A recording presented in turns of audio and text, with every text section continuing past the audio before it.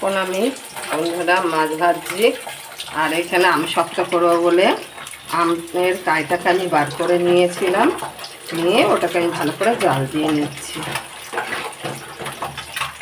আজকে মাছের ঝোল হবে, কলা দিয়ে চিংড়ি মাছ দিয়ে তরকারি হবে, আর কারকোলটা আমি ভেজে রেখেছিলাম আগের থেকে।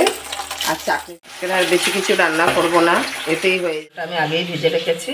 আর একটুখানি আমড়ার টক করেছিলাম এখানে পাতলা করে। এটা খেতে কে কে ভালোবাসো আমায় প্লিজ কমেন্ট করে জানাবে।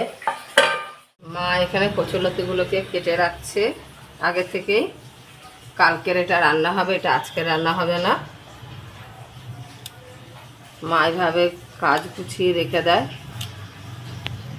আর এই দেখো বন্ধুরা কচুলতি কালকে রান্না করব। একটুখানি মাছের ভাপা বানাচ্ছি, মাছটা ভাপা করব খানিকটা, আর খানিকটা পাতলা ঝোল করব আলু দিয়ে, জিরে বাটা দিয়ে। তাই দু রকমের মাছের রান্না করছি, এবেলা ভাপা খাবে, ওবেলা পাতলা ঝোল খাবে। যা গরম পড়েছে দুবেলা ভাপা খাওয়া যাবে না। এই দেখো, যখন মাছের ঝোল খেতে খেতে একঘেয়েমো হয়ে যায়, এইভাবে ভাপা করে খেয়ে দেখবে, ভীষণ ভালো লাগে খেতে মাছের ভাপা। শুধু ইলিশ মাছ নয়, কাতলা মাছেরও ভাপা করা যায়। সে বলবে বন্ধুরা কেমন লাগে। এই যে বন্ধুরা মাছটা ফাইনালি আমার তৈরি হয়ে গেছে, এই দেখো।